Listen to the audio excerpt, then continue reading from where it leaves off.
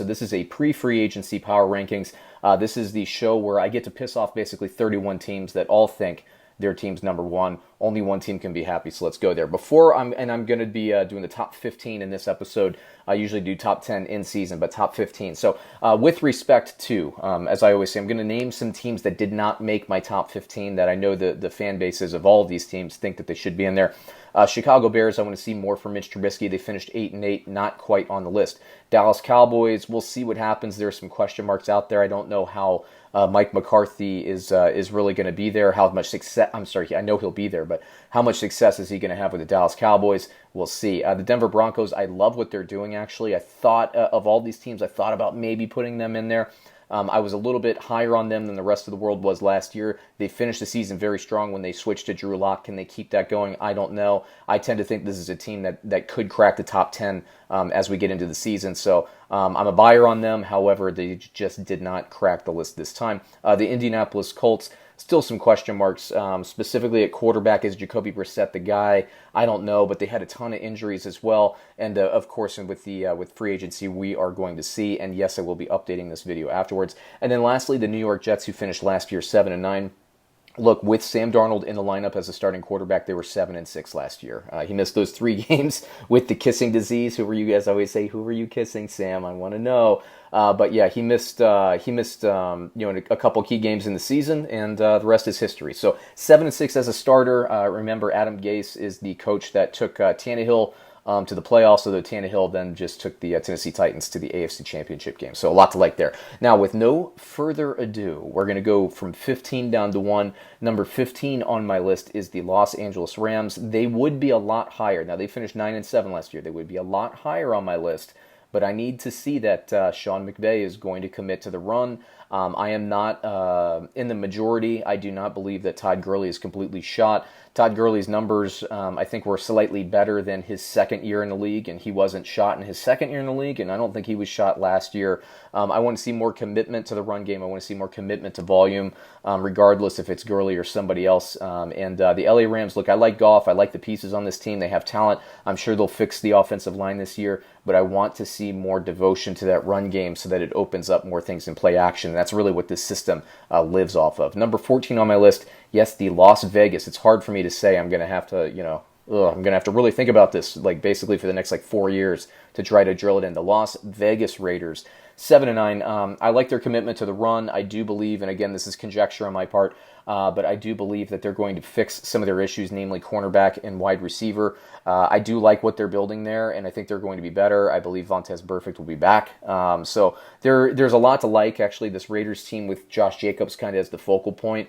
If they can get another weapon in there, move Terrell Williams to the secondary receiver, have Hunter Renfrow back working the slot, this is going to be kind of a sneaky team, but it's a really tough division. It's a sneaky tough division because the Kansas City Chiefs are in there. I just mentioned the Denver Broncos are going to be hard. This is not going to be a cakewalk for the Raiders, but I do like them a little bit more at this time. It would not surprise me if these two flip and Denver kind of overtakes them. But again, it's going to be a fun year to watch. Number 13 on my list, probably not enough respect for them, and I apologize in advance here. The Buffalo Bills. Look, I like this team. This defense is fantastic. I want to see Josh Allen's completion percentage move up. I want to see them use Devin Singletary a little bit more. I don't know that he's the focal point of the offense, but I think he's a weapon that needs to be utilized. Much like in 2018, Tariq Cohen in Chicago, how he was used as a weapon. 2019, not necessarily used as much. I want to see Devin Singletary used like 2018 Tariq Cohen. John Brown, fantastic. Cole Beasley, they were using him more in the middle of the year. I could see Buffalo move up, but I just want to see basically that passing attack take another step forward, and they certainly did. They had a fantastic season. Like I said, 13. Now that I'm looking at this, I prepared this. I worked on this, a pretty long ways. It seems a little low, to be honest with you. So Bills fans, I get it. But let me know what you think they're going to finish. I mean, certainly they were 10-6 last year. What do you think they'll finish this year? I'd like to know. Number 12 on my list, talk about lack of respect, right? NFC runners-up, the Green Bay Packers. I've been saying this for a while. They need another receiver. So until I see Green Bay go out, either in the draft or in free agency, they need another receiver. Alan Lazard, I like him, but he's not the answer. You need somebody else drawing coverage away. It could be a tight end. It could be another receiver. Jimmy Graham is not it. They need somebody working the slot. I think they'll figure out how to do that. Green Bay, the defense is better, but they gave up a lot of yardage. The offense, I think, was better using Aaron Jones, but I think, look, law of averages, I think he's going to step back. Do I think Aaron Jones is going to get 19 touchdowns next year? No. But then again, I think Aaron Rodgers will be a little bit better in terms of passing touchdowns. So a lot to like there, but I want to see that second weapon. Otherwise, I don't think they're going to win the Super Bowl. It's just how it is with me. Number 11 on this list, the Houston Texans, very similar. However, the Houston Texans, I think, do have the offensive weaponry, but Will Fuller is key to me, as I've said all of 2019. They need that other receiver to blow the top off the defense and open some things up underneath and on the other side of the field, period, for DeAndre Hopkins. Houston, I do like them. I like Deshaun Watson. I like this defense.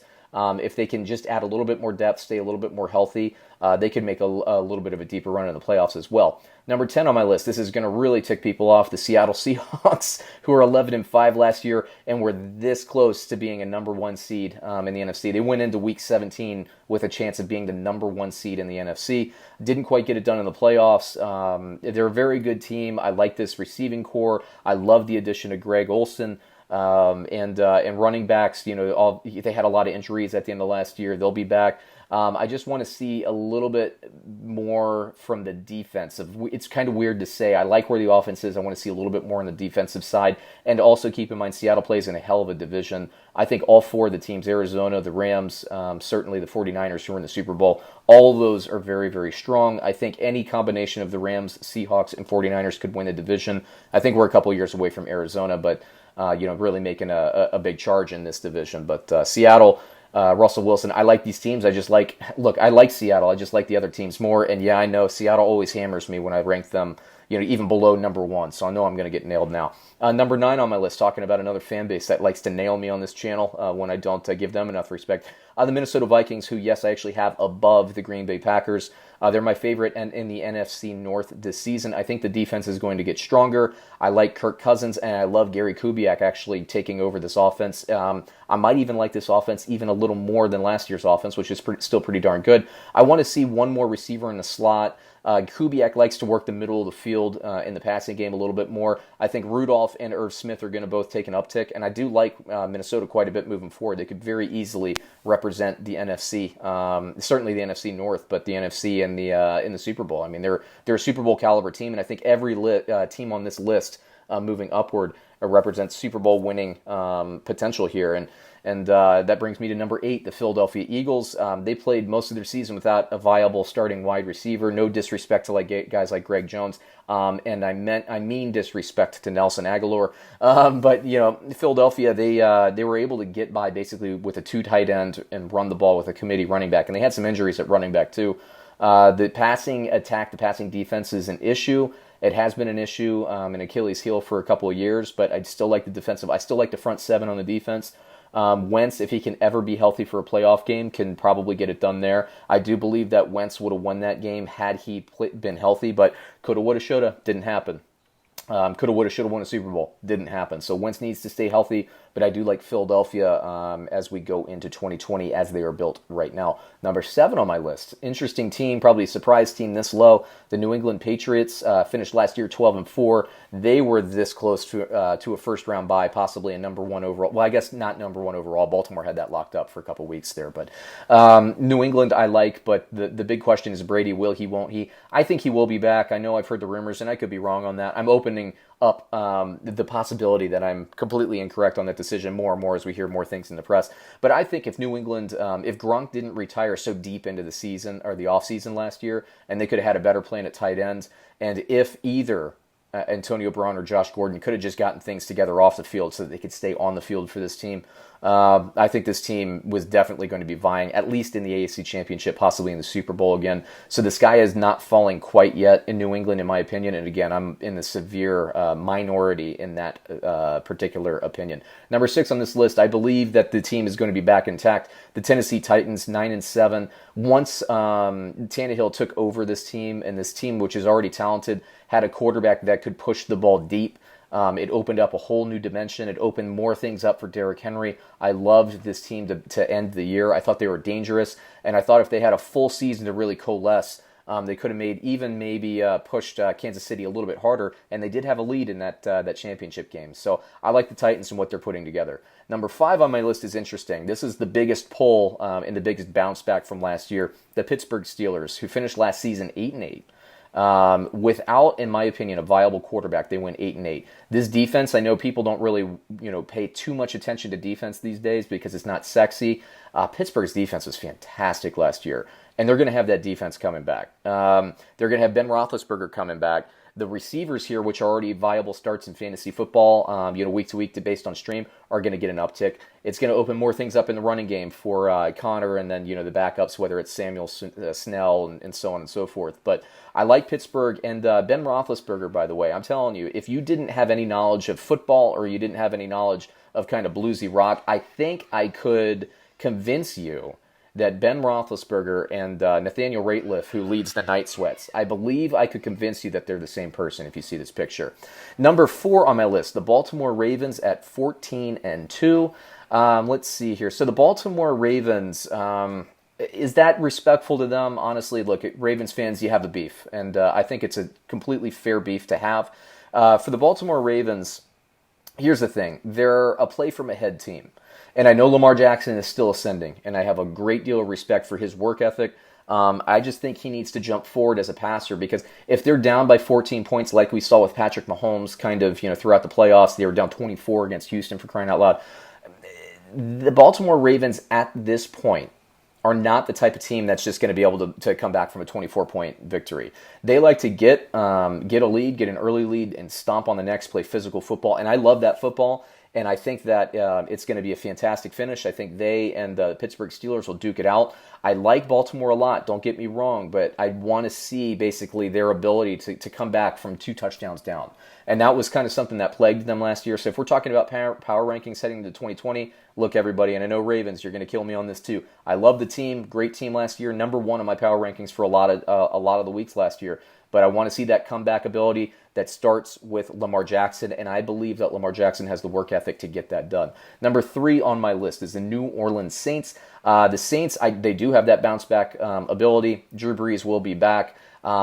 Same with the Green Bay Packers, although the problem isn't as pronounced. This team needs another receiver. I want to see them add a receiver either in the draft or in free agency. If they can draw some coverage away from Mike Thomas, this could very easily be my pick to be in the Super Bowl next year. But I think the NFC is surprisingly wide open. Number 2 on my list, and number 1 on my list, the Super Bowl matchup, right? Number 2 on my list is still the San Francisco 49ers. Now, we've seen some things in the press as of recording this video. Will Brady go to San Francisco? Will Garoppolo move back to New England? Look, if I'm New England, I'm praying that happens. I would love for that to happen if I was a New England Patriots fan.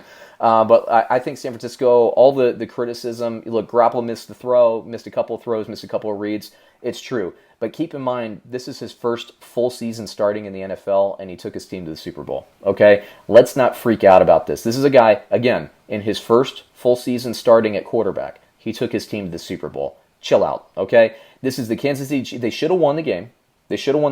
But the Kansas City Chiefs, who are number 1 on my list, they came back from 24 down against Houston. They came back from, 10 down against Tennessee or whatever it is. Double digit.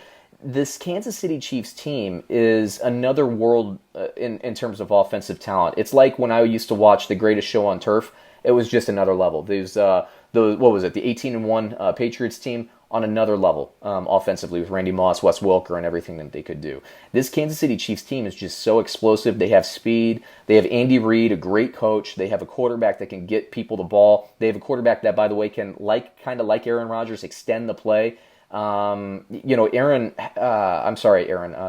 Mahomes is fantastic. Buy his rookie card because it's only gonna increase in value. The Kansas City Chiefs, man, they can come back from anything, even if their defense takes a step backward. And by the way, their defense has been ascending since Spagnuolo got there, and we'll see what happens in the offseason and all that. But I really think the Chiefs are going to be better next year than they were this year. And they had a little bit of a kind of a sleep fest. And I know the Mahomes injury, he was banged up in the ankle, then he had the kneecap and all that stuff. I think the Chiefs are going to be better. I actually think the 49ers are going to be better too. Would not shock me if we get a Super Bowl rematch next year. I actually think that the 49ers, the way their contracts and their teams are built, have the better chance at setting up kind of a dynastic situation. But you can never count out a team with a coach of Andy Reid's caliber and a quarterback of Patrick Mahomes' caliber. And don't forget the absolute speed. They have so much speed on the outside.